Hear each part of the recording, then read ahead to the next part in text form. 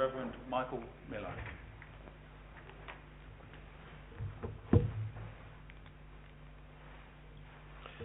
Let us pray. Almighty God, from whom comes every good and perfect gift, grant to those who hold office in this borough the spirit of justice and truth, of wisdom and charity, that mindful of their responsibility and of the needs of those they serve, they may promote the true welfare of your people and advance your kingdom on earth. Lord God, we give you thanks and praise for the freedom and safety in which we live, for peaceful homes, for justice and order in our society, for standards of truth and honour, and for all our rights and privileges. We pray for those whose work it is to maintain and extend these blessings, especially in this borough.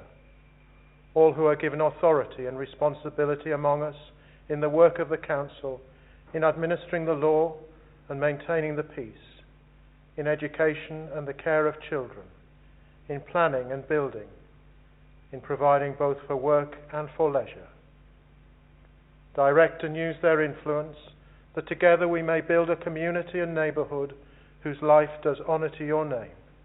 Through Jesus Christ our Lord. Amen. Thank you. Thank you very much.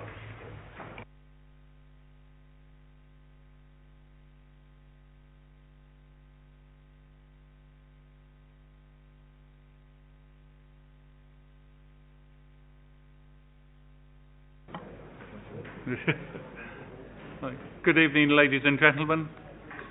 Could I please have apologies? Thank you, Mr. Mayor. I have apologies from Councillors Curling, Gardner, Graham, Haringey, Melvin and O'Brien. Do we have any others? So, yes, Councillor Duncan.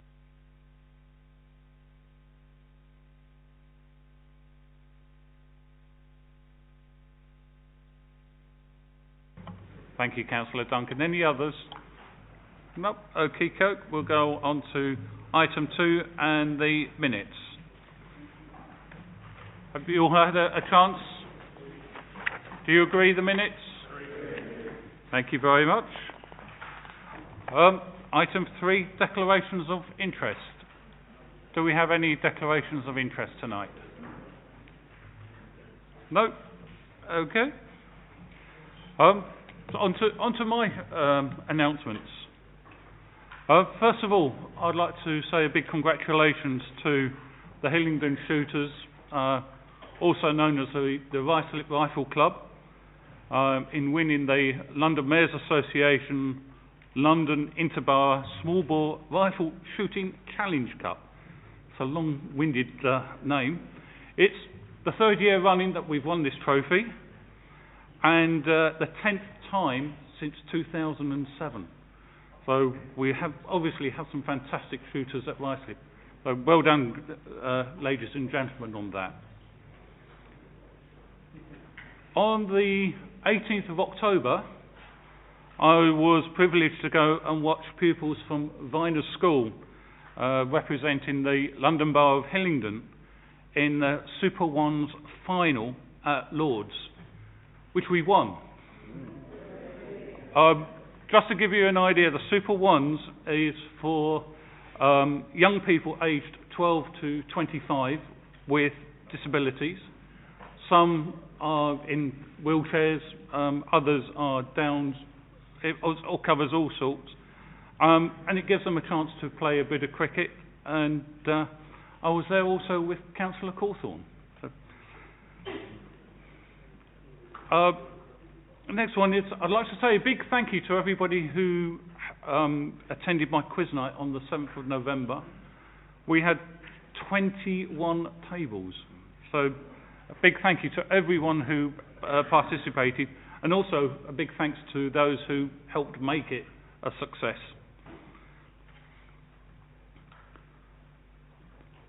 In September, from September to the middle of November, I've been busy laying wreaths. The first 2 were in some beautiful villages within the borough at Harmondsworth and Harefield. remembering the dead from the First World War and the VCs recipients in Harefield.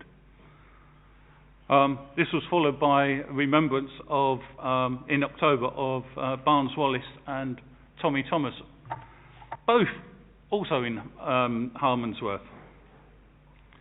Plus, obviously, the wreath laying at the Polish War Memorial for the centenary of the Polish Air Force, and then some moving dates on the 11th of November, both at Harefield and Ruislip.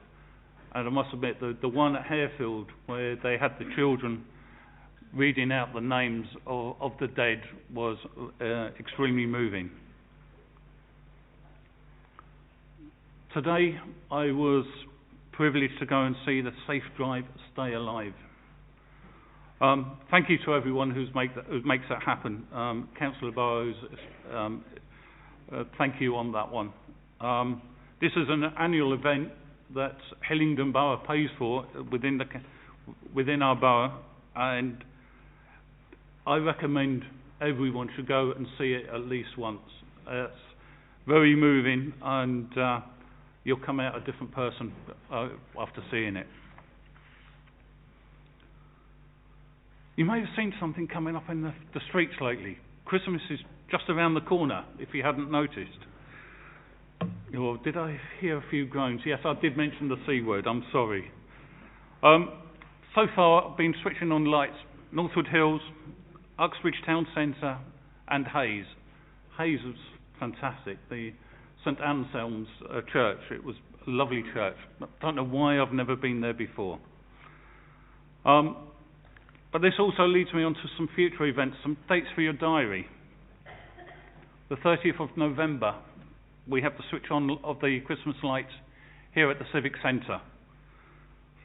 Plus it gives you a chance to buy some unique Christmas presents where the money raised is for the Mayor's charity. So please come along and celebrate.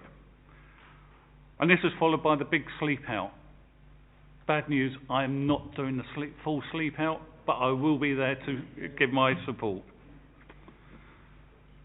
We have the New Year's Day parade on the 1st of Jan.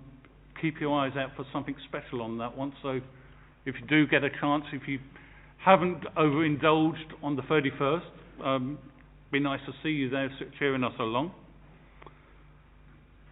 And then a couple of dates I do want you to put in your diary. The next Mayor's Quiz Night. Can I beat 21 tables? Be nice to see some of you councillors here. That's on Wednesday the 30th of Jan. And then you may have heard a rumour. I am doing a marathon walk at the end of March, 28th, 29th of March, to raise funds for my charities, obviously, but also to promote health and well-being. I'm walking it over 2 days. 13 miles a day sounds about right. The 28th I'm doing north of the borough, and the 29th I'm doing south of the borough. So please come along, give me your support. And then finally, concerning Heathrow legal challenge, I'd like to invite the leader of the council to make a statement, please. Thank you. Thank you, Mr. Mayor. The 1972 Local Government Act, Section 222, provides, amongst other things, that where a local authority considers it expedient for the promotion or protection of the interests of inhabitants of its area, it may prosecute or defend or appear in any legal proceedings. Accordingly, given the undeniable threat to the health and well-being of our residents and the environment of this council, together with 5 other authorities and the Mayor of London, we have commenced judicial review proceedings against the government relating to their decision to back the building of a 3rd runway at Heathrow. The case has been set down for a 10-day hearing commencing 11th of March 2019 and will be heard by a High Court judge and at least 1 judge from the Court of Appeal. There are also 4 other separate judicial review challenges brought by other parties which will be heard at the same time as ours. As well as the various legal challenges, earlier this month the Civil Aviation Authority, the CAA, expressed concerns over the proposed 3rd runway costs and timescales, stating that Heathrow had to address major doubts over the runway decisively and urgently. In a significant intervention, the CAA threatened enforcement action against Heathrow to force it to provide clear evidence about how it would finance the £14 billion runway. The regulator also revealed that the public consultation on the proposed plans, which should have taken place in the first 3 months of next year, was now being delayed until June, and that they had written to the Department of Transport expressing their concerns. Understandably, Heathrow Airport Limited, finding their project under attack on a number of fronts, decided that their best form of defence was attack, using the now discredited and disingenuous puppet Back Heathrow Limited. Accordingly, in a recent press release, Back Heathrow Limited made certain accusations accusing this council in connection with the manner in which our staff had handled a Freedom of Information request. As far as I'm aware, no member of the council was aware of this FOI request, and whilst my initial reaction was, as it normally is with Back Heathrow statements, to dismiss what they said as inane drivel, in this case, as well as the drivel, there were criticisms of our staff, and accordingly, I needed to put the record straight.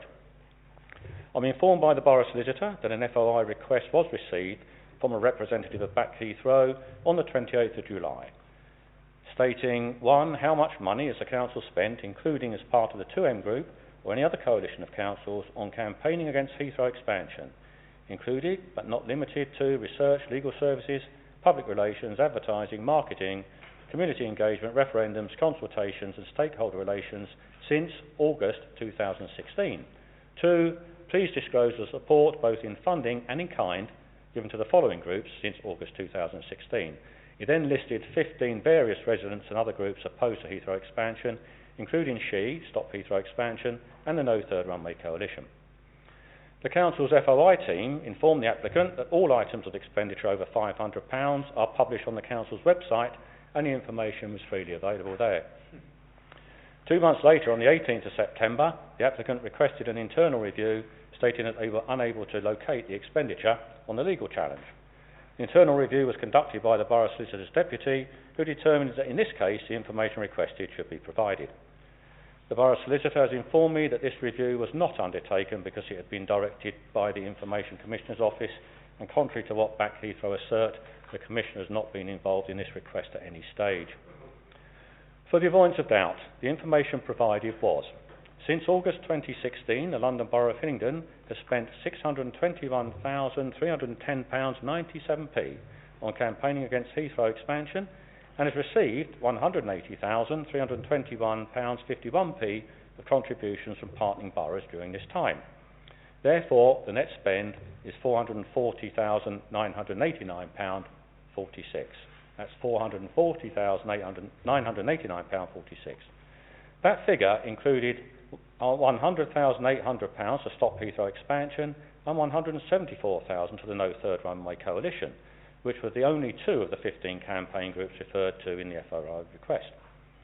Having received the information, a number of press releases and statements were made by Back Heathrow Limited, stating between January 2007 and August 2016, in the lead up to the legal battle, Hillingdon Council spent £827,000 on legal services, campaigning and community engagement. Since then, the Council has spent £620,000, with £275,000 going towards funding local campaign groups. No reference made to the contributions made by other parties involved, as detailed in the FOI, or indeed the government, who in 2010 had to pay all but £20,000 of our legal fees in the 2010 case, when the proposed expansion at that time was judged to be illegal. If that misrepresentation was not poor enough, even by Back Heathrow standards, one of the company's directors, a Mr. Parmjit Danda, said councillors didn't want local residents to know £1.4 million of their hard-earned cash was being wasted, whilst local services were being cut to the bone. Yes, I'll come back to that. There has been complete lack of scrutiny in this borough. It's as if they knew their expenditure goes against the grain of local opinion on the new runway. Mr. Mayor, you couldn't make it up, could you? But Back Heathrow Limited could, and they did. No doubt they'll continue to do so. So, leaving aside the deliberate inclusion of gross rather than net figures, let me briefly deal with the blatant inaccuracies and the lies in Mr. Dander's statement. At the council meeting in November 16, referring to the current legal challenge, I said, this council, this Conservative administration, has made it clear to the government that it is bad enough that Heathrow continues to break the law relating to air quality, and unless they can demonstrate on a no ifs or no buts basis that this can be resolved, we will again take this issue as far as is required through the legal system. As far as is required through the legal system. At the council meeting in January 2017, again referring to the legal challenge, I said, as regards expenditure by Hillingdon Council, in the 10 years since January 2007, after deducting £170,000 contributed by other councils, we have utilised £587,078 of council funds on fighting Heathrow Expansion, an average of £58,708 a year. And whilst I appreciate that that amounts to 60p a year for each household and 20p a year for each resident, I'm reminded of the words of the author Douglas Adam. To give real service, you must add something which cannot be bought or measured with money, and that is sincerity and integrity. This council will continue to provide both the funding and the sincerity and integrity necessary to both defend and represent our residents for however long it takes to win this battle.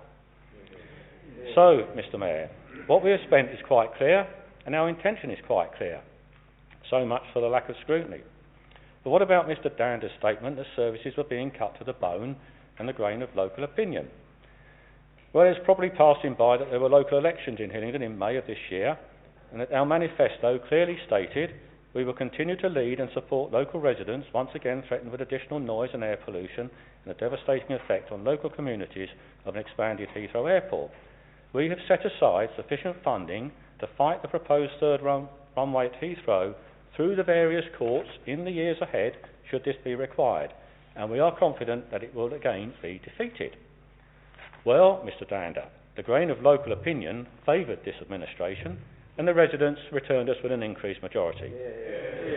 In truth, not only because of our policy on Heathrow expansion, but because his statement that services have been cut to the bone was not only a lie, but it was the reverse of what actually occurred.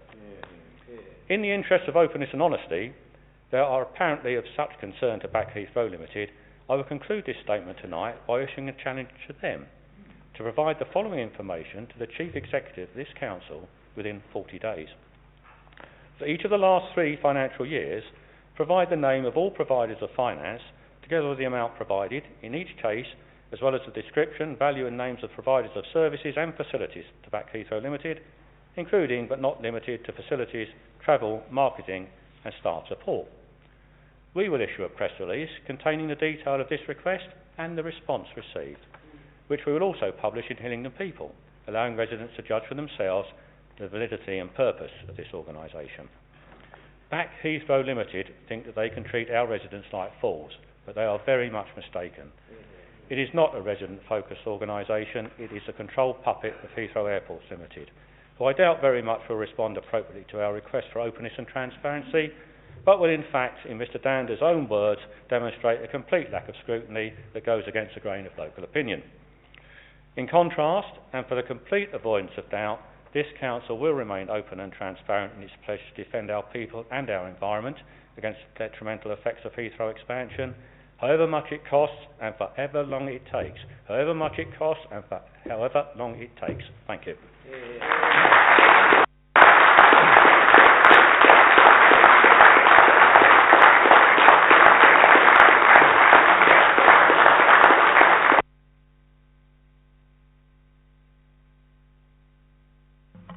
Thank you very much, Councillor Puddifoot. We now go on to item 5, report of Head of Democratic Services. Councillor Puddifoot. Thank you, Mr Mayor. There are 3 parts to this report, 2 for Council to note and 1 that requires a decision. The first part relates to the use of urgency provisions to implement the decisions as shown in the agenda, and this is for noting. The second part relates to the Council's submission to the Local Boundary Commission in respect to the review of electoral arrangements in Hillingdon, which, as directed by the last meeting of Council, has been completed and submitted by the Head of Democratic Services in consultation with myself. And again, this is for Council to note. I move the first 2 items in this report are noted. Councillor Simmonds. Well, thank you, Mr Mayor. I'm very happy to second that. And I think it's worth, as we do note those items, recognising that the process, particularly around the boundary commissions, although we've had some feedback from residents that the Council's proposal has been subject to both extensive debate in this chamber. It's an opportunity for anyone who wishes to read the details of submissions that have been provided by a range of organisations on the Boundary Commission's website. And of course, the proposals which we are looking to agree this evening and to note are the ones which are in accordance with the rules that the Boundary Commission set out in the context of the review that they've undertaken. So with those comments, I move second those recommendations. Thank you very much, Councillor Simmonds. Is that noted? Done.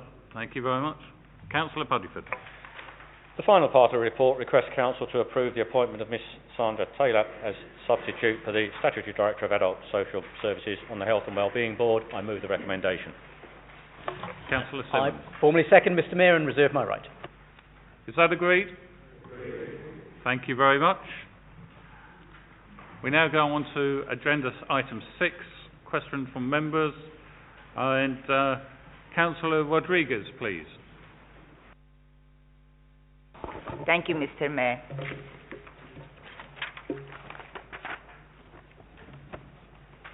Can the Cabinet member please update us about the school places position in Hillingdon? Thank you. Councillor Simmonds. Thank you, Mr Mayor. Thank you, Councillor Rodrigues, for your question.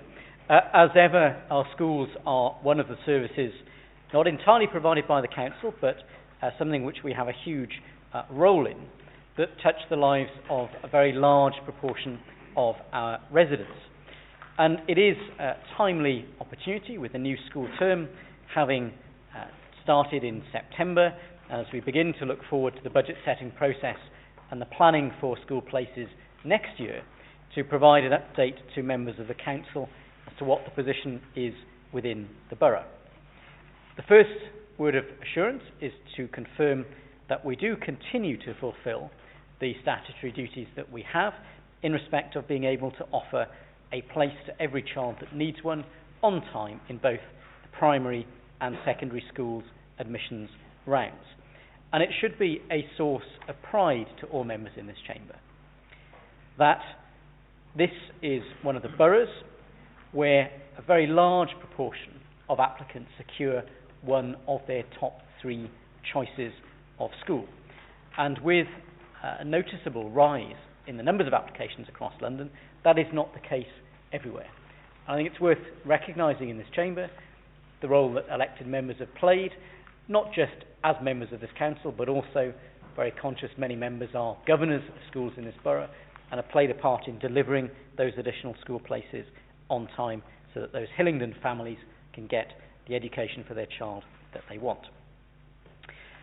In terms of the current challenges that we face as a borough, the baby boom that's been going on in our country has seen a significant rise in the numbers of children going through primary schools, and we're getting to the stage now where that is being reflected in the numbers of applications to secondary schools across the borough.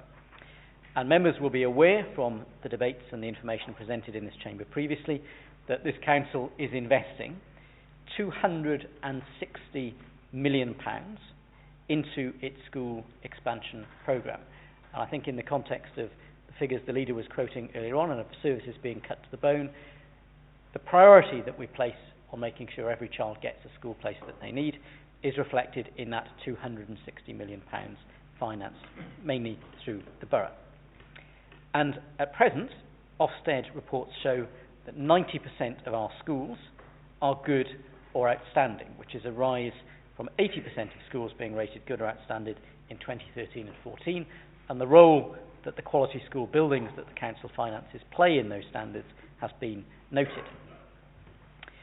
Thus far, in respect of our additional primary school places, we have 3 new primary schools, 26 schools expanded, creating an additional, within Hillingdon Borough, 6,825 school places. And we continue to keep a close eye on the demand relating to new residential developments, including, for example, the build-out of the St Andrews development on the other side of the road, the former RAF Uxbridge.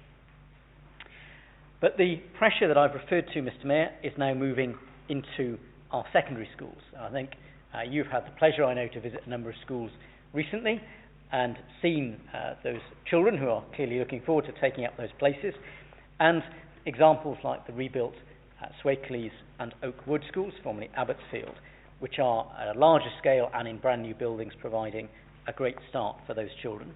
But we now need to move to a situation where we expand a further range of schools.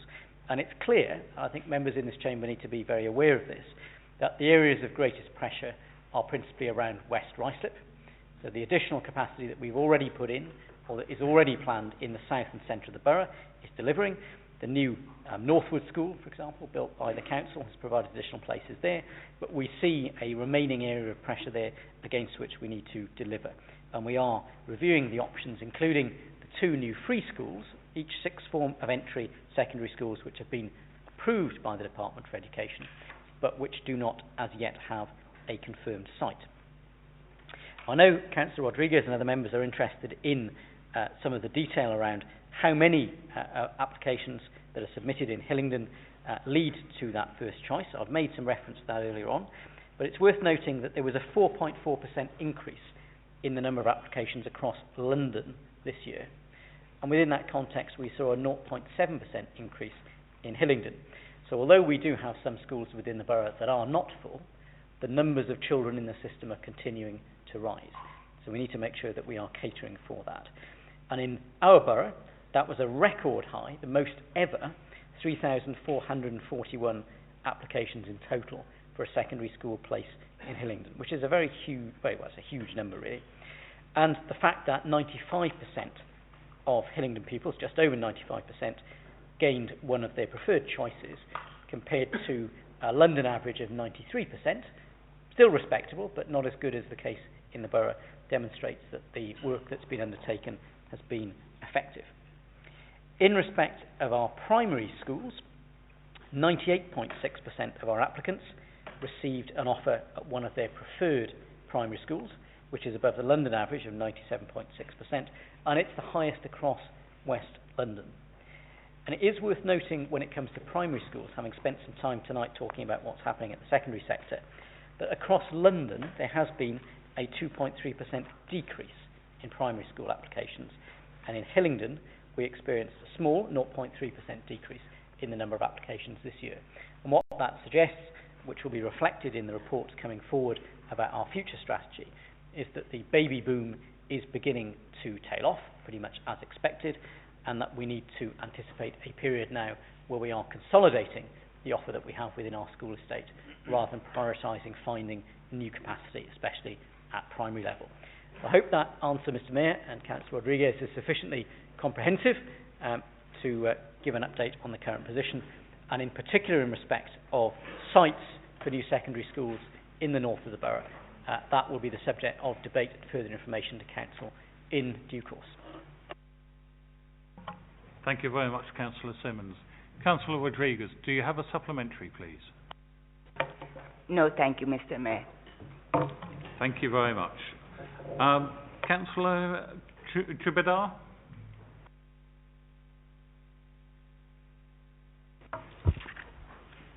Thank you, Mr Mayor. Would the Cabinet Member for Community, Commerce and Regeneration please update the Council on the situation regarding the proposal to assist local policing by purchasing Uxbridge Police Station and therefore contributing towards the running costs for a 5-year period? Thank you very much. Councillor Douglas Mills. I thank the member for his question. Mr Mayor, you will recall that last December we suggested to MOPAC, the organisation across the whole of London responsible for police stations and the programme of disposing of police stations, that their suggestion for getting rid of Uxbridge was a wrong decision for a number of reasons, and that we would assist them to reverse this bad decision that they were about to take by offering them the capital receipt of the value of Uxbridge Police Station as worked out by an independent valuation, which was around a figure of expected to be around £5 million. But we would go further than that, and we would help them out on day-to-day running costs by contributing £250,000 a year so that Uxbridge could remain operational. Nothing happened, apart from MOPAC went ahead and closed the front counter. But as many residents will observe, and really are absolutely puzzled by this, daily they see policemen and women going into the Uxbridge premises because it remains an operational hub for the Metropolitan Police Service in this part of the borough. But what's more peculiar was the length of time it took to get a reply. Despite numerous reminders sent to MOPAC, the leader himself making contact with the Deputy Mayor for Policing, nothing was heard for month after month after month. Until September, a full 9 months after our offer had been put on the table to them. And they came back, and I won't read all of it because it goes on for a long time, but I'll read you the key element. Upon the information available, the proposal does not provide any significant financial or property-related benefits. And we were somewhat confused by that, both the leader and myself, because we thought any organisation which has as its head the Mayor of London, Mayor Khan, on the telly every other day saying, I haven't got enough money. The police cuts are all the responsibility because I haven't got enough money. The increase in crime is not my responsibility, Mr. Mayor, it's because I've got no money. So we were a bit puzzled as to how it was that there was our £5 million offer on a capital front and £250,000 offer on a revenue front not meeting their requirements and giving no benefit to them. Now, being very helpful, the leader has written back to them at the beginning, during mid-September this year, basically line by line, setting out the financial benefits in case for any reason they have had difficulty to work out how the benefit actually works. And we've been very helpful, and we've said, look, we give you this capital money so you don't have to borrow it. Over a 10-year period, that will save you about £700,000. All right, you can sell off Hayes. You won't have to spend £5 million on refurbishing Hayes. You can upgrade Uxbridge at a lower cost. We're paying £250,000 to keep the upgoing of Uxbridge. Altogether, the net effect of all those calculations is that you are £538,000 better off day-to-day expenditure. We haven't, unless anything's come in today, nothing has come back from MOPAC. And members have to ask themselves the question why. And I would suggest, Mr. Mayor, because the reality is this is a financial deal they ought to be biting our hand off, because there are not many public services that are receiving offers of £538,000 net revenue benefit as soon as they want to get a valuation and us to do the deal. And yet, we still hear the Mayor, who is responsible overall for policing in London and responsible for the organisation behind the closure of these police stations, taking every opportunity to wash his hands and say, crime's nothing to do with me, it's because I haven't got enough resources. So, Mr. Mayor, whenever I would suggest to members of Hillingdon, and indeed the public, when you hear such announcements being made, shout out either at the television or if you get the opportunity in public to the Mayor or any of his Labour Party representatives, not in Hillingdon. There is £538,000 of additional funding available to improve policing in Hillingdon and have a police station operational at Uxbridge today.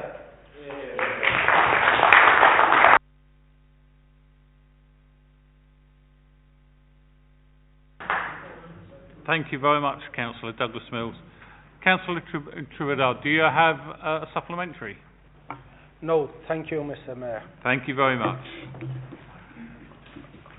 Cllr Radia, please. Thank you, Mr. Mayor. Could the leader of the council, in his role as older people's champion, please provide an update on recent developments in services for older residents in Hillingdon? Thank you. Councillor Puddifoot. Thank you, Mr. Mayor, and thank you, Councillor Radia, for your question. Hillingdon Older People's Plan sets out a range of actions that the Council and its partners are undertaking in response to issues that older people in Hillingdon have said are important to them. The key themes in the plan remain safety and security, preventative care, keeping independent and healthy, supporting older people in the community and housing. As Older People's Champion, I oversee and regularly monitor the Older People's Plan, which is also presented to Cabinet every 6 months. Some examples of the services provided to our older residents include the supply and fitting of a burglar alarm free of charge to residents over the age of 65. We have, since the scheme started in 2008-09, supplied and fitted over 9,500 alarms, providing increased security and peace of mind for our older residents. Phase 11 of this scheme is now in progress, which will see a further 1,000 alarms fitted as part of this initiative, which has proved to be very popular with our residents. The Council's telecare line system uses technology that enables older people to continue to live independently in their own homes, with the comfort and security of knowing that help is at hand if necessary.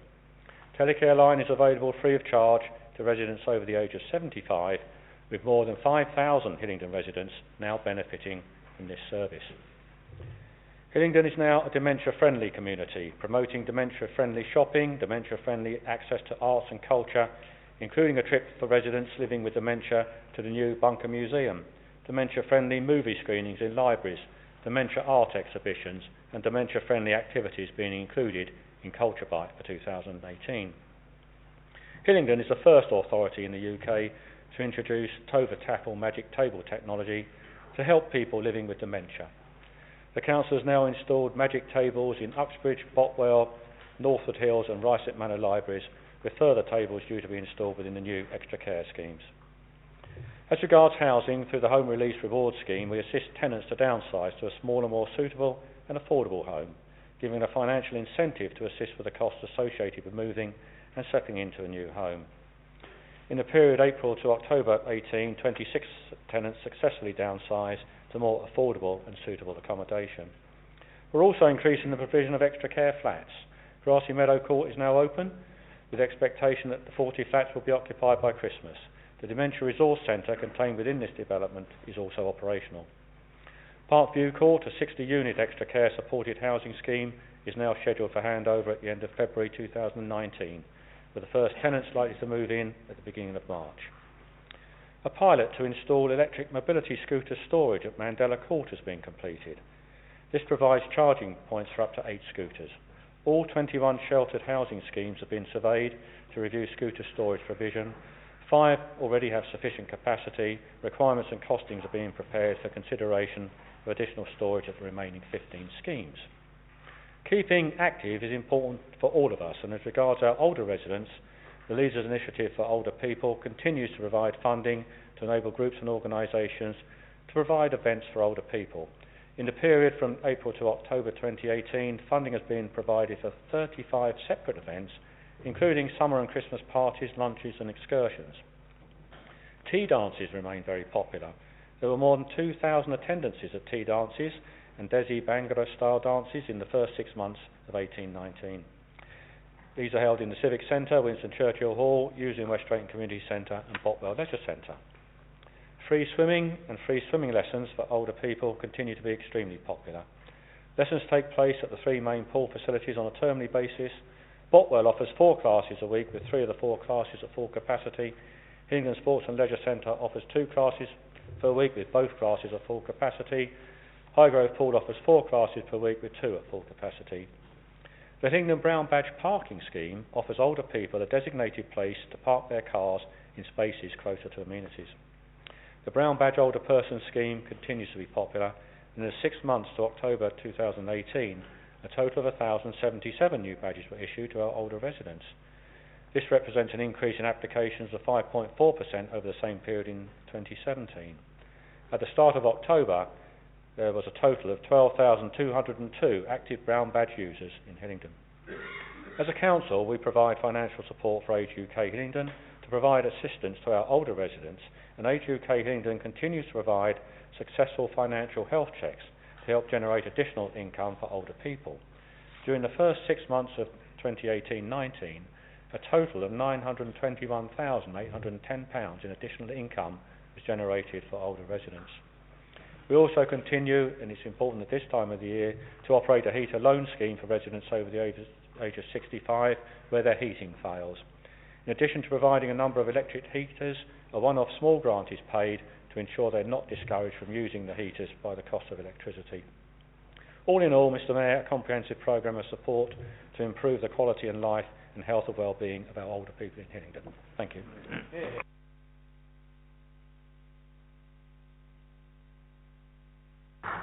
Thank you very much, Councillor Puddifoot. Councillor Radia, do you have a supplementary, please? No, thank you. Thank you very much.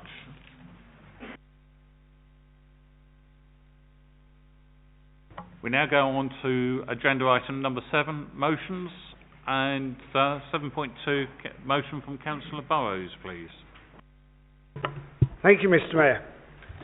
I stand to speak and move this motion to show the residents of Hillingdon that under this Conservative administration we will continue to deliver on our manifesto promises and continue to deliver on what residents wanted to see, and that was the further improvements of roads and footpaths.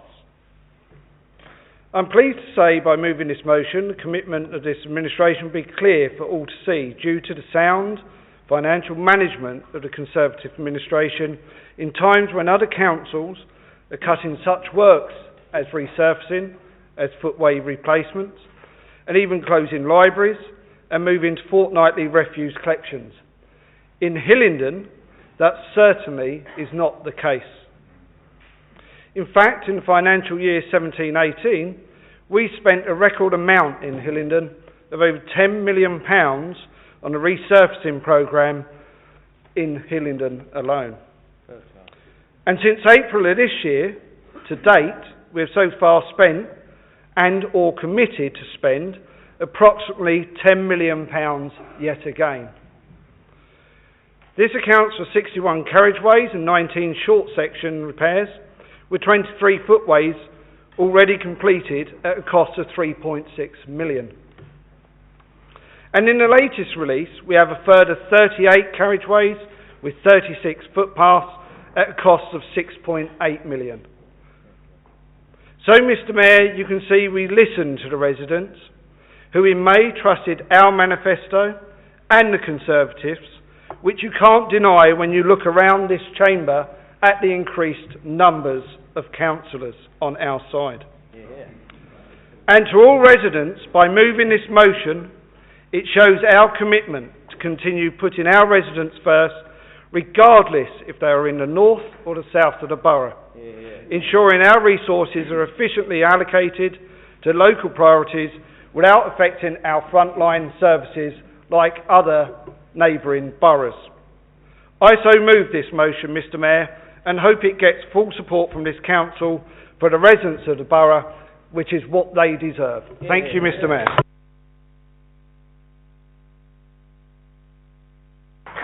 Thank you very much, Councillor Burrows. Do I have a seconder, please? Councillor Tuckwell. Thank you, Mr Mayor. It gives me great pleasure to be able to second this motion, as it should quite rightly be recognised that this Conservative administration has not only delivered on its promises that were made during the recent election campaign, but that we should also congratulate this council's track record over many years in delivering a network of both roads and pavements that are maintained to an exceptionally high standard right across the borough. Whilst I am a new councillor and relatively new to this chamber, I am not a new resident, having lived and worked both in the north and south of this borough. It is obvious to see how this council, thanks to sound financial management, continues to allocate resources to further improve the quality of our roads and footpaths. For my own ward, South Ruislip, we have roads and pavements that are typical of all wards across Hillingdon in terms of being well maintained. During the recent election, which I have to say we increased our majority in South Ruislip, residents of South Ruislip were eager to point out how they appreciated the great work undertaken by this council. Since the election, we have continued to engage with our residents, who consistently point out they have growing confidence in our ability to continue with the improvements being made. Again, in my own ward, we are seeing a number of roads and pavements resurfaced in the coming weeks.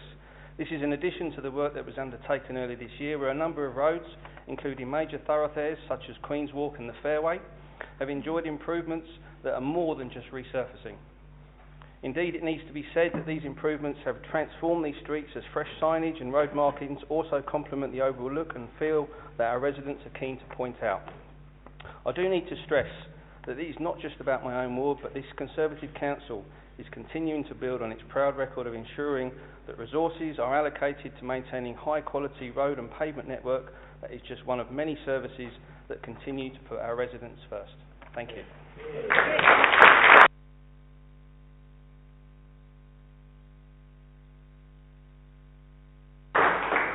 Thank you, Councillor Tuckwell. Councillor Sweeting. Thank you, Mr Mayor. I think that we can all agree that every road resurfaced in Hillingdon and every pathway repaired is indeed a good news story.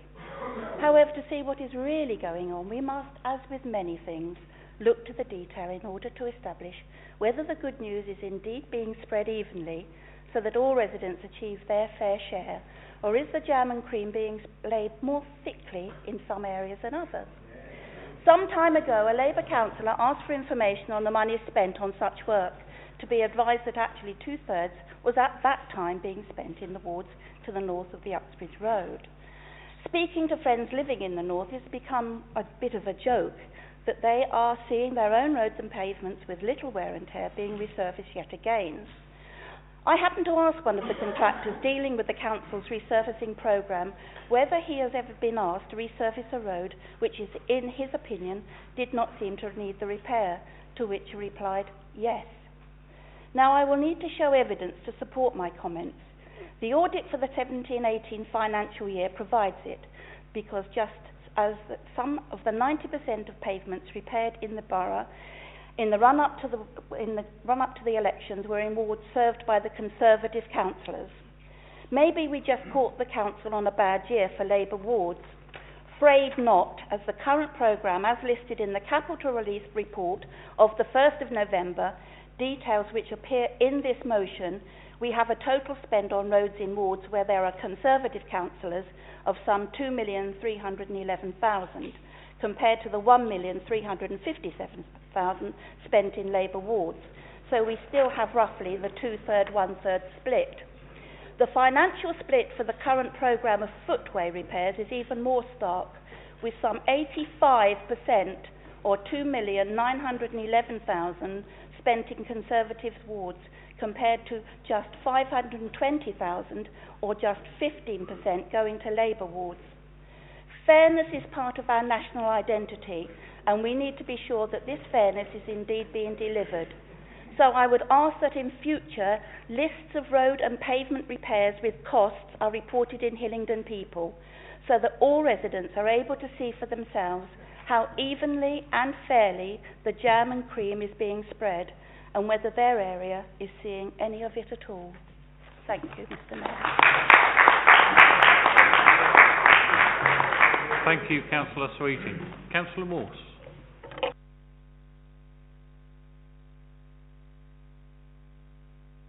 Somebody else is getting called before me. All I know is my residents regularly complain about the stand end of the road, pavements and roads. Bourne Avenue, for example. You ride on a bus down there and you'll be shocked at the state of the road. Now, there has been certain occasions when Councillor Cllr has come in and assisted us.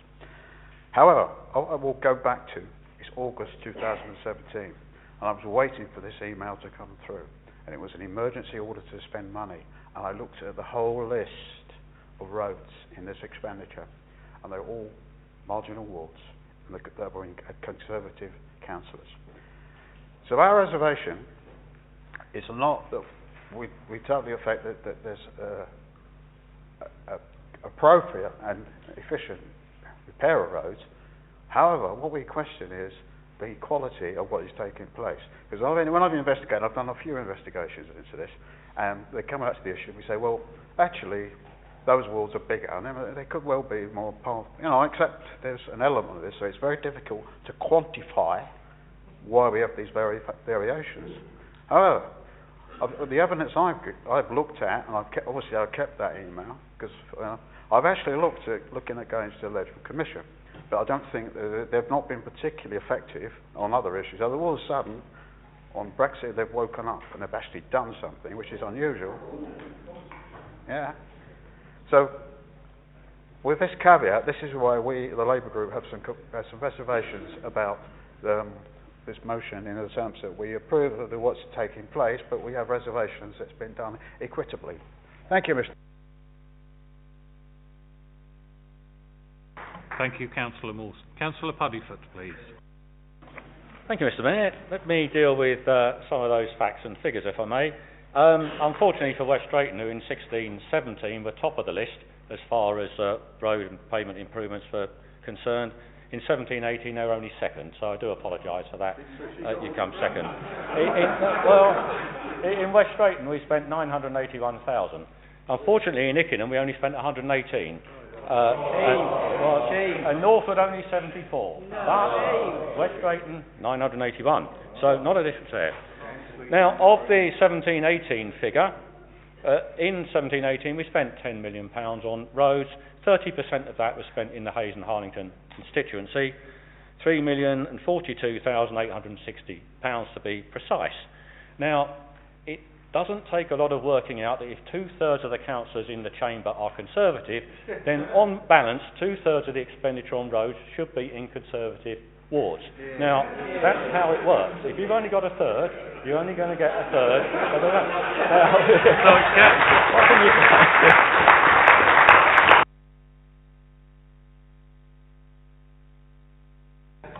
Do we have any other speakers? No. Councillor Burrows, please.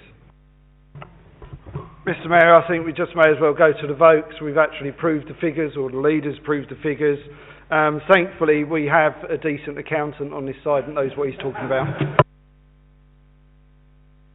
Okay, we'll go to the vote. Those in favour of the motion, please show, please. And against? No, abstained. Thank you. That motion is carried. Go on to 7.1. Motion from Councillor Duncan, please. Thank you, Mr. Mayor.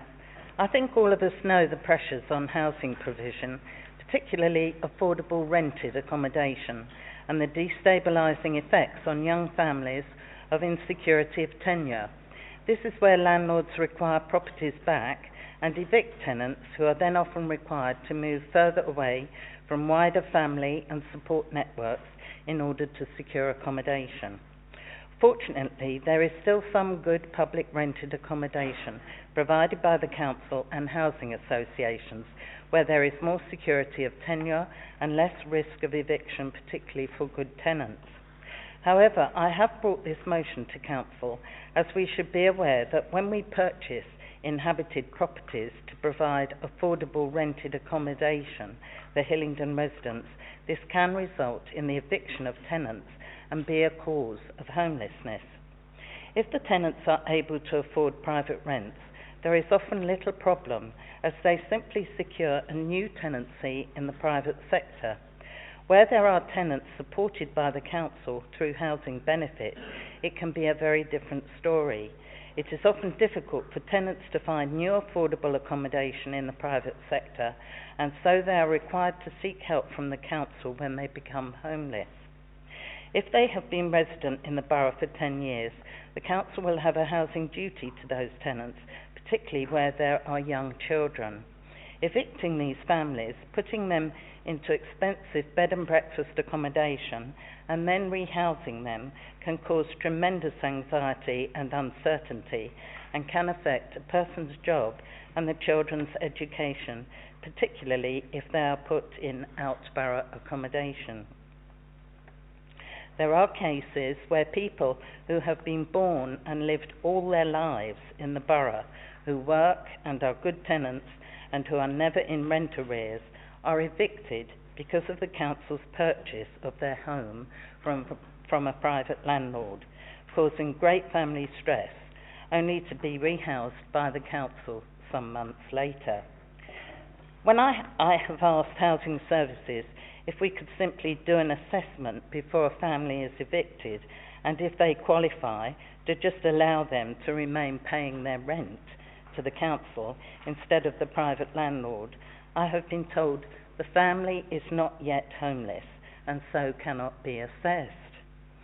This appears to be a classic case of computer says no, unfortunately.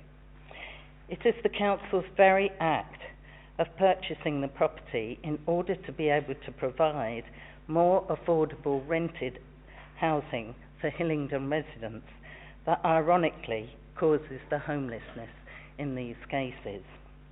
I am asking if Cabinet will look at this and save officer time, money and damage to families, and act in a way that is both compassionate and efficient by assessing qualifying tenants when purchasing properties before they are made homeless. I move. Thank you. Thank you, Councillor Duncan. Do we have a seconder, please? Councillor Sansapuri. Thank you, Mr. Mayor. As the council has housing responsibility for homeless residents, anything we can do to reduce homelessness should be done wherever possible. One way we can do this by examining our practice to see where we can improve our services and method of working. This is something all local authorities are required to do, including Hillingdon. In case of tenants made homeless where the council buys their home from their landlord, we should look at whether the families can be kept in their home and not made homeless. Evicting tenants before knowing whether you will have to rehouse them doesn't make sense.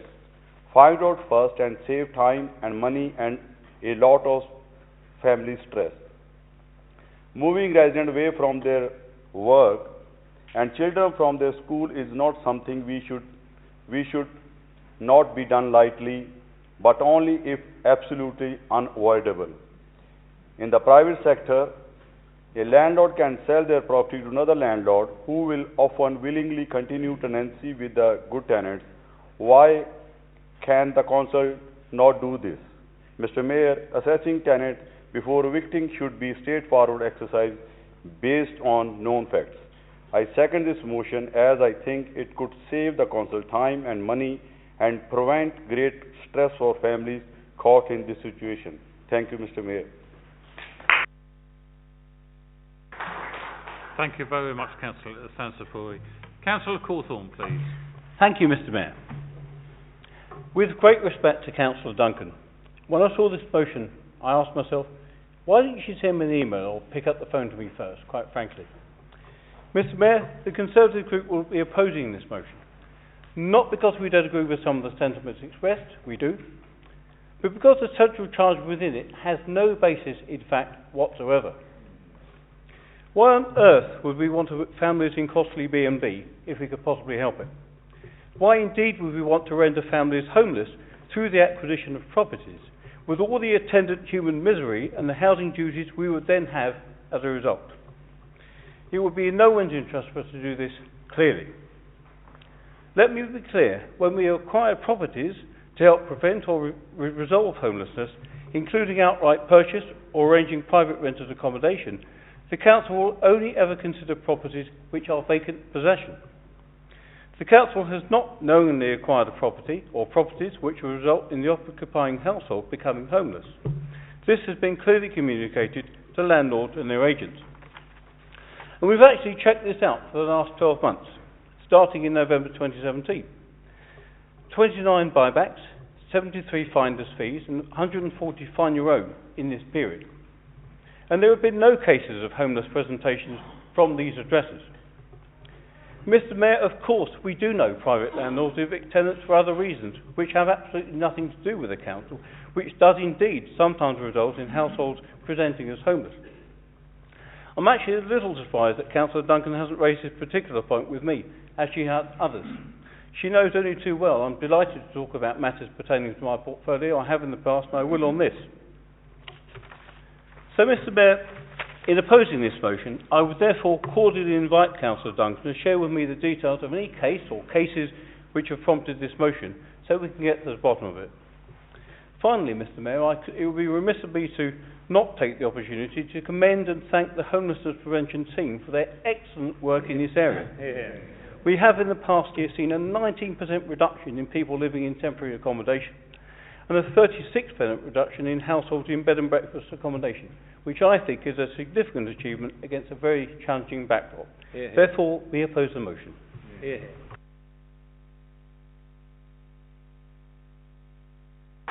Thank you very much, Councillor Cawthorne. Are there any other speakers? No. Councillor Duncan, please. Thank you, Mr. Mayor. It's quite true. I do normally refer many matters to Councillor Cawthorne and have received great help from him, and matters are often resolved satisfactorily. In this case, matters were referred through to senior management, and it was my understanding that it was being brought to Councillor Cawthorne's attention by others. So I did not do that personally. It's not appropriate for me to name individual cases in this council chamber, but I will very happily meet with Councillor Cawthorne afterwards to show him evidence of where this has happened. I'm not blaming staff, I'm not blaming anybody about this. I just want it to be got right in future for all people. And if it's been avoided in other cases for other tenants, I'm very pleased to hear it. But I certainly know where that has not been the case, and it has caused costs, and as Councillor Cawthorne says, great misery. So, thank you.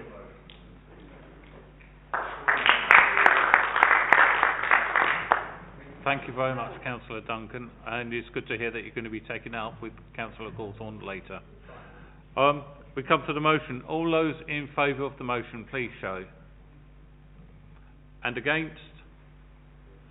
That motion is lost, I'm sorry. Go on to 7.3, please. A motion from Councillor Simmonds.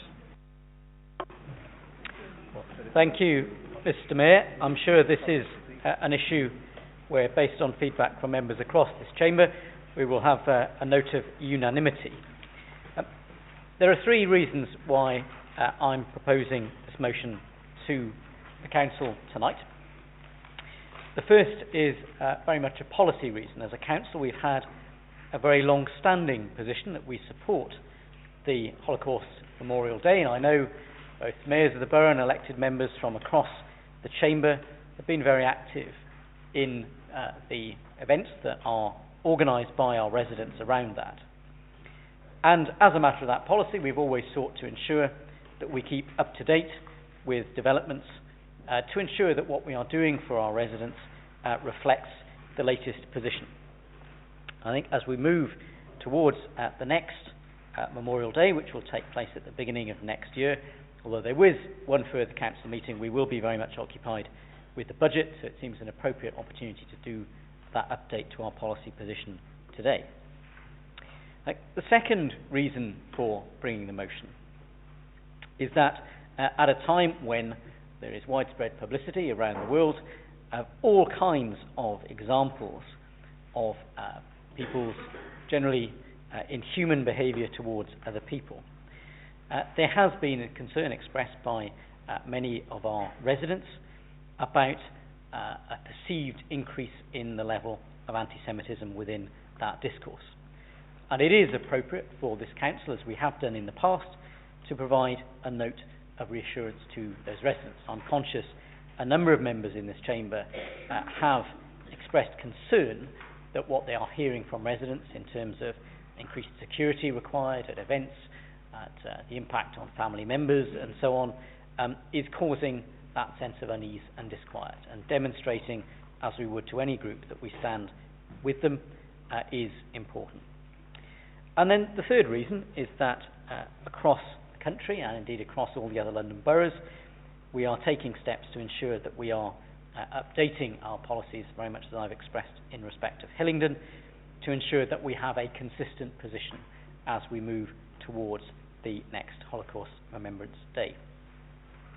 And I think I've made the point, Mr. Mayor, that this is at a time when we are not short of examples in the news every day of particularly egregious behaviour by some groups of people towards other groups of people. It's happening for reasons of religion, for reasons of sexuality, it's happening for reasons of disability in some cases, as was the case within the Holocaust as well. But I'm conscious that I, like other members, have had the opportunity in my lifetime to see the evidence that underpins what took place within the Holocaust itself, to see the examples of the planning, the intent that went into that, that makes it not unique, but certainly makes it stand out as a extremely significant example of human history of the ability of people to treat other people in the most appalling way. And it is therefore appropriate that this council, on behalf of those of our residents whose families, I think of some of my former neighbours who had been directly affected, who had been in camps that were organised as part of the Holocaust, who had found sanctuary, set up businesses here in the United Kingdom, gone on to see their families thrive in this borough, that we demonstrate to them that this council recognises, as it does other important events in the lives of our citizens, the significance of this. And that is the reason why I'm proposing that we update our policy to reflect the definition that's outlined in the motion. So with those comments, Mr. Mayor, I move. I hope this will attract support across the Chamber and that we will be able to recognise and support our residents on this important occasion as we have done so in many previous years. Thank you very much, Councillor Simmonds. Do I have a seconder, please? Councillor Lewis. Thank you, Mr. Mayor. I'm pleased to second and support this motion. I was raised as a humanist, but I'm very proud to have had Jewish antecedents who came to this country in the late 1800s. So I don't know whether that qualifies me more or less to speak on the motion, but I can say that the Jews have made a strong contribution to pretty much every aspect of British life over the last 350 years, and somewhat surprisingly, when I looked it up, only numbered 270,000 people in the 2011 census. That's approximately 0.4% of the UK's population. I think it's very sad, actually, that we are debating this motion in 2018, because simply put, anti-Semitism is out-and-out racism. Trying to link Israel to Jews is absurd. It's like saying all Americans are responsible for what comes out of President Trump's Twitter feed. It probably goes without saying that most Jews will, of course, support Israel, especially given the horrors of the Holocaust. But supporting Israel doesn't mean that you agree with all or even some of the policies and actions of the Israeli government. And surely by 2018, we should be beyond stereotyping Jews, saying that all 270,000 British Jews are this or that. It's as ridiculous as saying all people born in November worship currant buns when there's a full moon. We have to, and we must stand up and fight all forms of racism. But truthfully, we can pass all the motions we like, but as civic leaders, we have a duty to educate our communities to understand that in this country you can have whatever political or religious views you want without fear of persecution or hatred. Americans always like to say they stand for freedom, religious tolerance, and the pursuit of happiness. But I believe that it's Britain that over the centuries that has opened its doors to immigrants, and it's Britain that has a wonderful history of tolerance for all races, creeds, and religions. And that as we rapidly move towards leaving the European Union, we must unite as one great British people and not as a divided society. Mr. Mayor, through you I implore every member of this chamber to stand as one and fight this terrible, pernicious form of racism by passing this motion tonight unanimously. Thank you. Thank you very much, Councillor Lewis. Councillor Riley, please. Thank you, Mr. Mayor. I'm very pleased to support this motion and indeed very proud as well. It puts this council in amongst the near 130 other councils and associations who've adopted similar motions, and also a number of other organisations, the National Police College, the Crown Prosecution Service, and other organisations who have to deal with anti-Semitism and racism of all types as criminal offences. There has been, in the last 10 years, for which there are records since taking us up to 2017, a 250% increase in anti-Semitic events. Across the board, this means everything from personal attacks, attacks on buildings such as schools, synagogues and other buildings, and indeed verbal attacks, which in many instances are just as vicious and pernicious as the others. What people say counts, Mr. Mayor, and sometimes strike at people's hearts and backgrounds very much. There is a concern in the Jewish community as to what the difference is or how far it is from rhetoric to rage and retaliation. Indeed, following the recent Pittsburgh shooting in the Tree of Life synagogue in America, a number of synagogues in the borough held services of remembrance and thought afterwards on the Sunday following. And speaking to some, well, quite a few members, people who'd lived in this country for generations, who'd contributed in many, many ways, as Councillor Lewis has already alluded to. People were saying, could this happen to us? Could this happen in this country?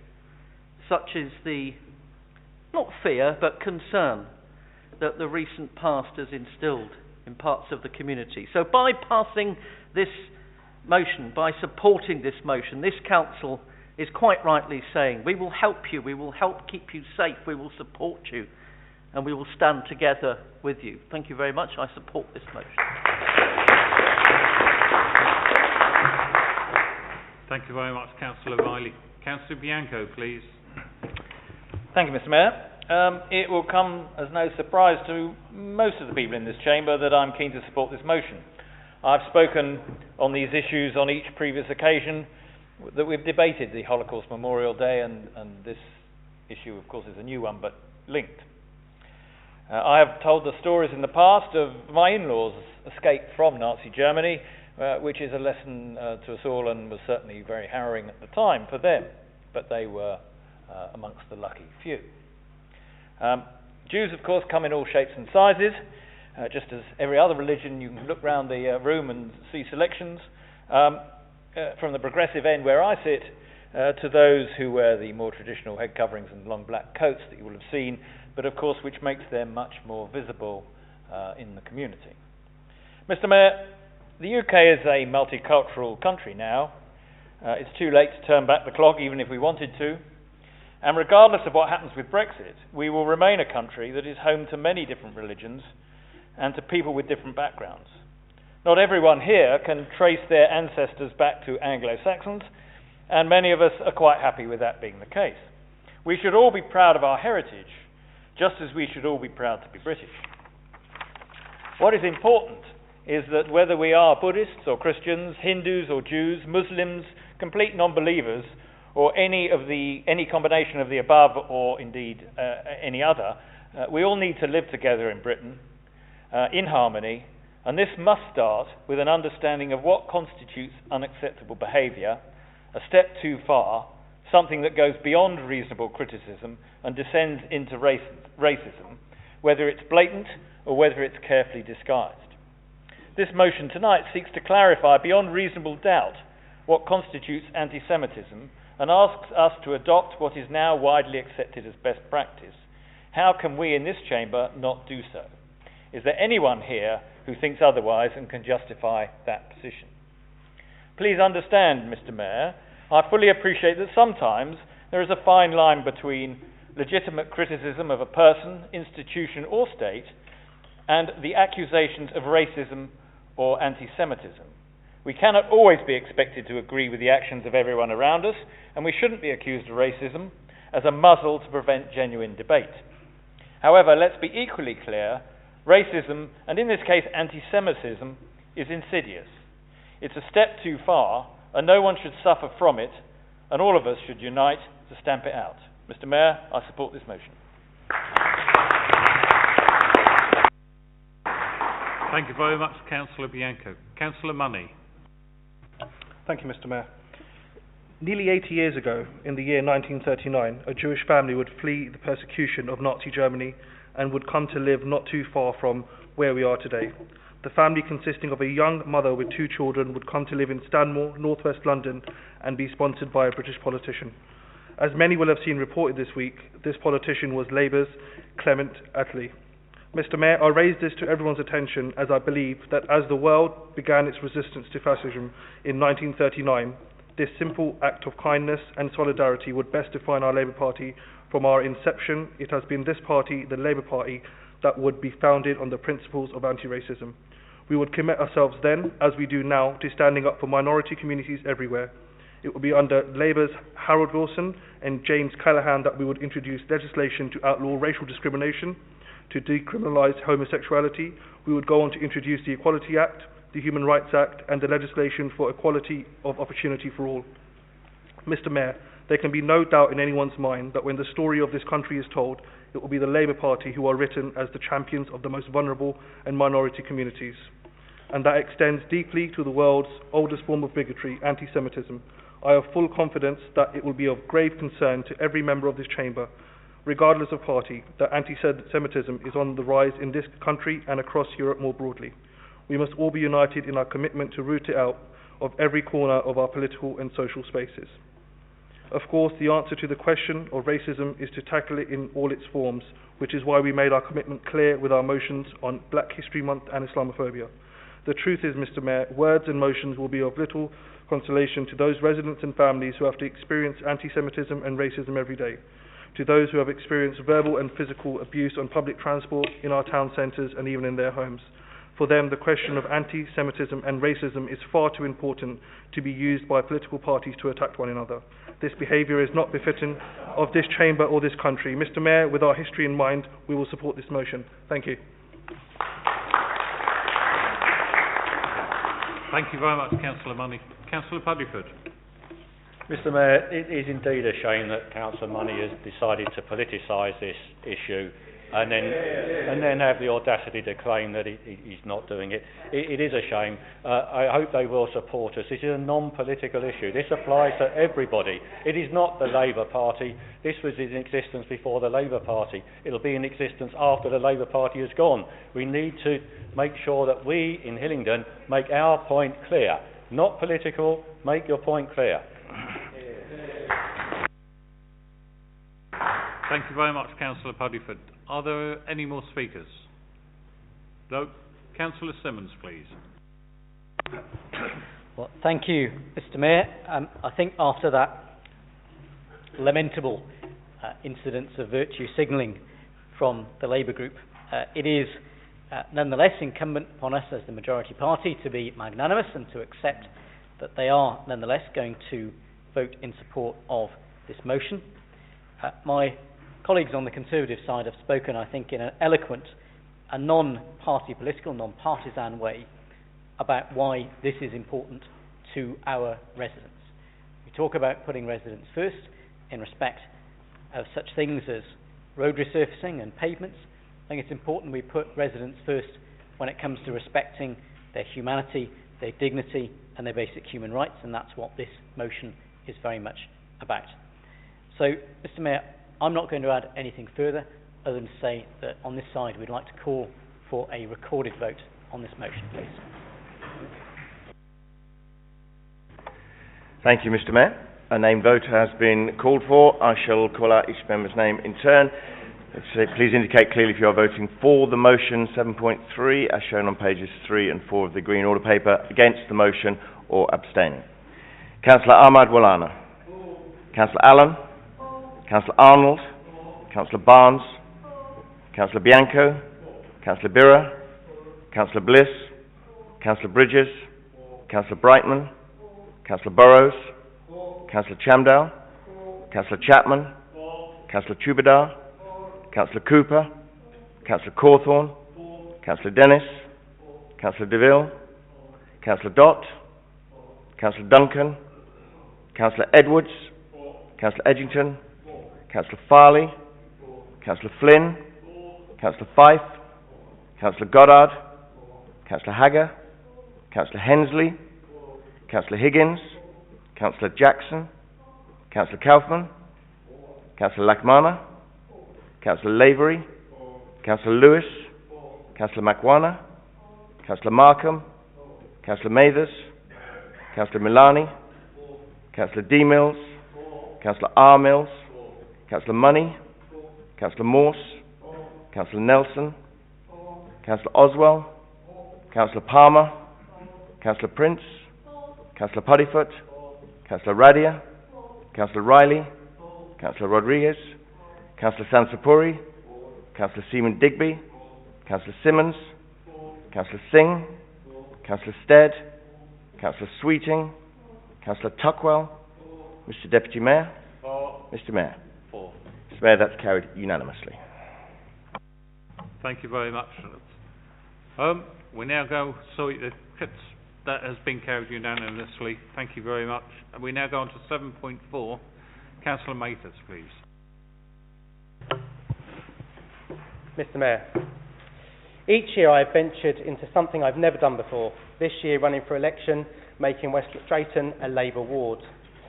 Last year it was becoming a blogger on YouTube. My vlog was a brief account of my New Year resolution, that year focusing particularly on losing weight. I was kept account by my vlog and lost a few pounds, but like all New Year's resolutions, my vlog faded and my weight returned. Who knows, if I'd have kept my vlog going, I would be standing here a finely tuned athlete with a six-pack rather than a growing belly. Mr Mayor, I propose this motion as I believe that Hillingdon residents wish the decisions that we make to be more visible. Residents wish to keep their elected members to account beyond the ballot box and are keen to see councillors at work. Who would delay or oppose increased public accountability for elected members? As we know, in early 2016, the Cabinet Member for Finance, Property and Business Services agreed a project to broadcast our main council meetings to increase resident interest and engagement in local democracy. Who amongst us would delay increasing number of committees broadcast on this logic? This decision was also partly in response to the need for a definitive record of proceedings, given that the public have a legal right to undertake their own filming and recording of meetings. Some statistics that I'm sure some in certain pocs or many of us would have seen in the past. Since 2015, unique views on YouTube has risen from 2,200 to roughly 45,500 from the beginning of this month. 212 shares of council streaming has happened since the 1st of April and 100 new subscribers in the same period. We should note our thanks to the officers in Democratic Services, IT and other areas who have made this possible. The introduction of YouTube live streaming has been successful for Cabinet meetings, full council meetings, planning and licensing committees. Who therefore among us would delay the broadcasting of more committees based on this success? Live streaming allows our residents who are able to attend who aren't able to attend but view due to ill health, childcare commitments, the pressures of demanding work hours, shift work, or at this time of the year, the dark evenings. Who amongst us would want to delay increasing accessibility of democracy in action to Hillingdon residents? Other local authorities are inquiring about Hillingdon's live streaming, so why should we restrict it to fewer meetings? Who amongst us would delay a cost-neutral measure that would be quite simple to implement if we use the same committee rooms? Just one about witnesses. As of February 2018, the Council had not received any feedback from residents who attend to speak during live broadcasts, and I would suggest that maybe we adopt the same protocol that we'd use for Part 2 if the witness sessions were sensitive. So in my mind, there's no logical reason to delay the actions in this motion. The only reason I could see for the Conservatives wanting to potentially delay it with this amendment is that they're worried about scrutiny from Labour that they've received in committees. The scrutiny about the lack of adequate social housing, the lack of community facilities such as Useley Pool in Useley, the lack of CCTV cameras, the lack of corporate parenting boards, cuts to children's centres and youth services. Or the Conservatives do not want to expose the lack of scrutiny of their own side on decisions that do not benefit all of the residents of Hillingdon. The introduction of these systems would enable a fully transparent council that increased accessibility for Hillingdon residents and direct accountability for elected members. I move this motion. Thank you very much, Councillor Mathers. Do you have a seconder? Councillor Moore. Yes, Mr Mayor, I'm seconding this motion, Mr Mayor. The failure to allow members of the opposition group to speak at Cabinet meetings means no due process is available for residents to follow the decisions taken in the process of adopting the council policies. Indeed, in other councils, officers present their professional views on policies and both parties offer their views on how they would make their decisions based on those proposals. We live in Hillingdon and we have to listen to a monologue. This motion will allow the residents to have more insight of how decisions are reached and allow more scrutiny of debate and outcomes. For instance, recently at the Cabinet meeting, to his credit, Councillor Mills raised an issue about the dedicated schools budget, and he did it with some reluctance, but he did do it. But there is no scrutiny at the Cabinet, and this actually highlighted it to me.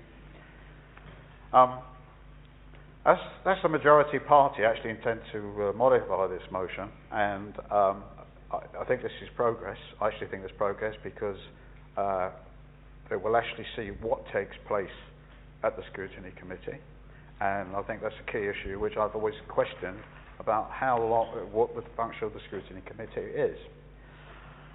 I want to go through the special expensive costs of the special responsibilities that over a decade have not produced any significant results from a moribund Scrutiny Committee. The filming of the POC committees will have issues that need careful consideration, but at least we're in a position we're moving forward. As usual, the standard thing is this council will delay and vacillate, but I think we're actually moving forward on this. So, thank you, Mr. Mayor. Thank you very much, Councillor Morse. And Councillor Sweeting. Thank you, Mr. Mayor. I speak in support of the motion. A mere 6 months ago, all of us in this chamber had the privilege of being elected to serve our residents. However, what residents rarely see is the important business of how we support them in the many policy committees which deal with the nuts and bolts of the Council's roles and responsibilities, nor an Executive Scrutiny Committee, which is not filmed as the Cabinet meeting is filmed, although they take part in the same room on the same night and just minutes apart. All that residents can see on YouTube are the quite short Cabinet meetings, licensing and planning meetings, or the spectacle of full Council meetings, where debate is very restricted to bite-sized slots of 5 minutes for motions and 3 minutes for speeches. But for residents watching tonight, there is so much more going on where you, the public, our residents, are not able to watch the discussions and debates. Policy committees deal with the things which matter to you, our residents, be it fly tipping, antisocial behaviour, housing, social care, school places, etc. Our residents do not see the way in which the issues which concern them are discussed and debated by the councillors they have elected.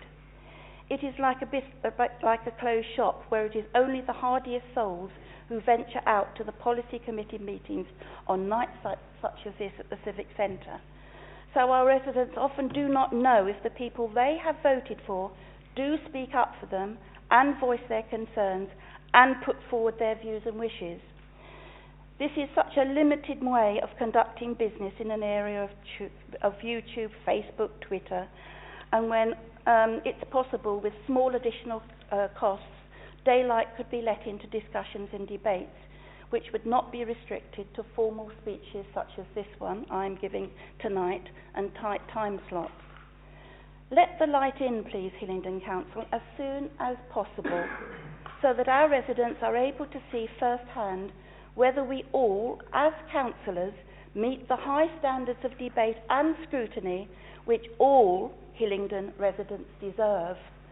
Truth will out if light is let in. I do support this motion. Thank you very much, Councillor Sweeting. Councillor Bianco. Thank you, Mr. Mayor. I move this amendment as is shown on the order paper. Mr. Mayor, I've listened to some of the comments made already this evening, and they are frankly depressing in their ineptitude. But and I think I might start with a brief history lesson.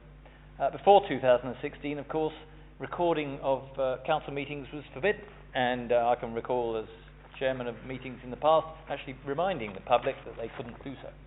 That all changed with the change in legislation, and it was the appearance at meetings of members of the public, let's call them that, complete with cameras, recording the events, or some of the events, that made me realise and instruct officers that we should start doing the same ourselves to ensure that we had an unimpeachable copy of the events of the meeting that no one could then doctor to show different things. So that was the reason we kicked off in this council with the beginnings of recording. And we had to take a view at the time as to where we should start, and we started with the committees that have been mentioned as a way of seeing the way forward. And that is the history. Mr. Mayor, the main reason for moving this amendment is to have proper regard to the correct process for dealing with this sort of issue. It's not appropriate for this to come directly to Cabinet. The right place for it is to go to, indeed, the Corporate Services POC, so that they can look at the case properly, they can ask people in and take witness statements if appropriate, and look at the costings and whatever else a POC should rightly do when looking at the subject, and then come to a view, and then put that view to Cabinet for Cabinet to consider. Whilst I appreciate that Councillor Mathers is a new councillor and therefore might not have known the process, I would have hoped that some of his more senior colleagues would have done and could have pointed him in the right direction. Nonetheless, this administration has no difficulty with the streaming of our meetings, and that's witnessed by the fact that quite a number of them are streamed, and tonight's a good example. And indeed, the council meetings are often quite interesting for the debates that take place, and I often recommend to residents and others the opportunity to enjoy my budget speeches, which of course do go on for a lot longer than the statutory 3 minutes. Mr. Mayor,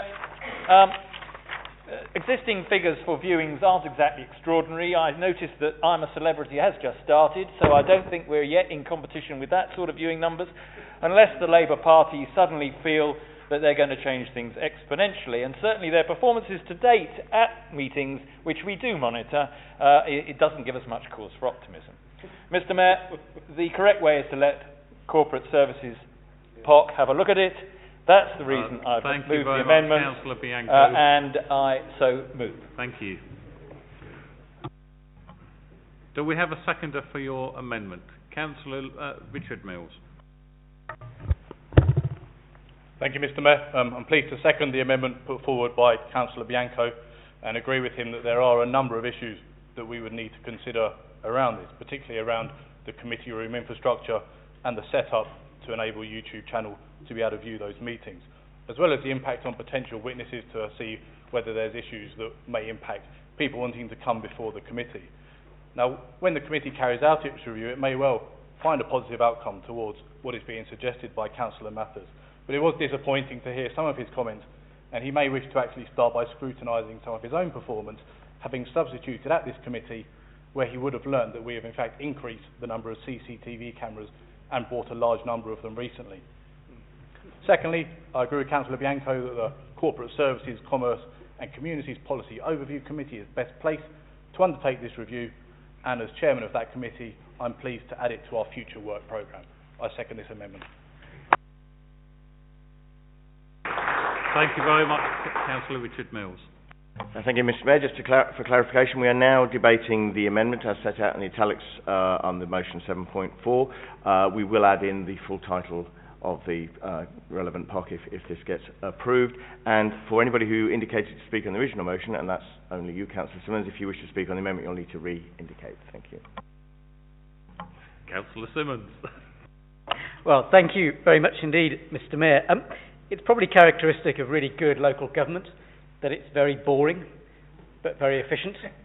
And that's probably something which many of us would be proud to say that we often achieve on behalf of Hillingdon.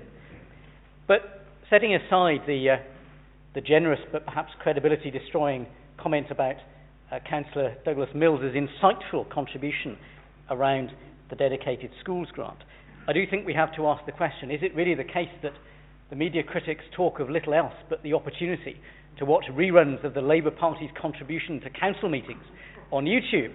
I suspect, Mr. Mayor, that the party opposite has a great deal more to fear from transparency than we do on this side of the chamber, because, let's face it, having heard such impassioned, such insightful contributions from my colleagues behind me, and setting those against the party opposite, I fear if more members of the public had the opportunity to see what the Labour Party is like in action, then there will be more Conservative councillors the next time we face the electorate, rather than less. Of course, I'm conscious we do have members, including serving and past members, who've taken the opportunity to tread the boards in various capacities. I know our Head of Democratic Services is particularly distinguished in that regard. But I am reminded of the saying It doesn't apply to you, Head of Democratic Services. This is very much something about those of us seated in these very comfy chairs in this chamber, that politics is showbiz for ugly people. I have to say that is perhaps something that the Corporate Services Committee can ponder on when they take forward consideration of Cllr Mathers' motion. And I think whilst it will be great to see if he takes up the cudgel of further weight loss in the light of having more time to perhaps engage with that rather than having to talk to his residents because they'll be watching him on YouTube, we should nonetheless take forward what is, with the amendment, a positive and I suspect cross-party initiative for the benefit of our residents.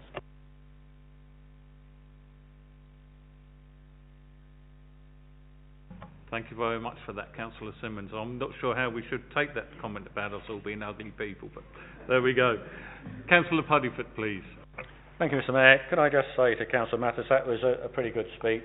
It tailed off at the end, but it was a good speech, nonetheless. But for his benefits, those of us that have been around a bit longer, I was leader when the new modern government, as they call it, modern government system was introduced. And at the time, I thought it would be appropriate that the executive committee was chaired by a member of the opposition. And we offered up that to the opposition, and they took it on. Very shortly afterwards, they said they couldn't accept that responsibility, it was too much, and they resigned, which was a great shame. But it was their decision, it was up for offer, they had it for a little while, and then they said, no, we can't possibly do that, that's too much of a responsibility for us. Now, I will be supporting the amendment. I think it's the right procedure. We will get this done, we will get it done right. We do need to cost it, we do need to agree procedures, what we will have as part 2. We do have sometimes sensitive witnesses. If, for example, we were discussing, POC was discussing domestic abuse, we would need to be extremely careful and not put witnesses off. We need those procedures in place. The policy overview committees, frankly, know more about it than Cabinet. Let them make the recommendations to us and us pick it up from there. Thank you. Thank you very much, Councillor Puddifoot. Councillor Milani, please.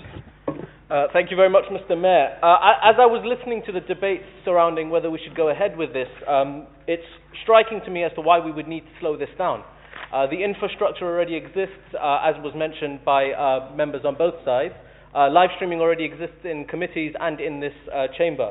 So unless we need to bring Ridley Scott and Michael Scorsese to direct the proceedings, there is no reason why we cannot carry forward and speed this situation up. In fact, I agree with members talking around the often theatre that is this council, the theatrics of politics. But it should be more than that. And one of the key things as to why this motion is brought here is from residents to see that for us, transparency is of the highest regard, and that they should find a council accessible, whether that's in this chamber or in the committees.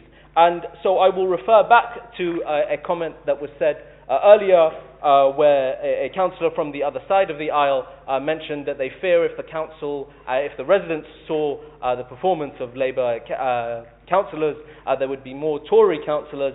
Then I would say put your money where your mouth is, speed this up, and let's see our council and our committees accessible for all, not killing them by bureaucracy. Thank you, Mr. Mayor. Thank you very much, Councillor Milani. Councillor Duncan, please. Thank you, Mr. Mayor.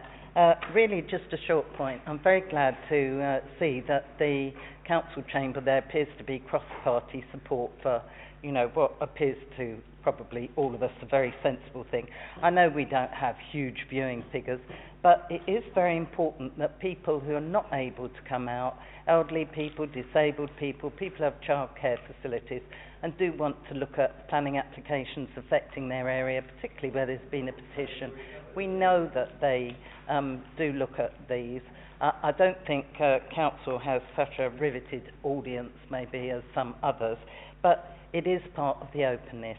I would just ask what kind of timeline Councillor Mills thought there may be in going to his committee. Is this something that we could hope to see considered fairly soon, because I think we're all agreed it's something that we would need to look at as soon as possible, really, and as part of the technology is already in place, that could be implemented fairly quickly, one would hope. Thank you. Thank you very much, Councillor Duncan. Do we have any other speakers? No? Then we go back to the original motion. Councillor Mathers, please.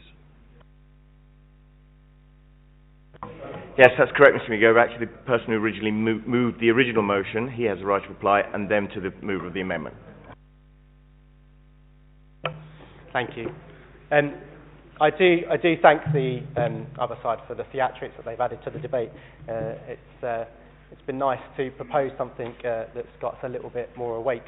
I do think, though, we have discussed some very serious things tonight, and I believe that we do this in committees and that should be visible to all. I would say that I would accept the motion as a friendly motion, the amendment as a friendly amendment, and look forward to seeing it in the POC soon. Okay, thank you very much. Now on to the amendment, which is Councillor Bianco, please. Thank you, Mr. Mayor. Well, in light of the gracious willingness of the other side to accept my amendment as friendly, I will accept it in that manner and keep things relatively short.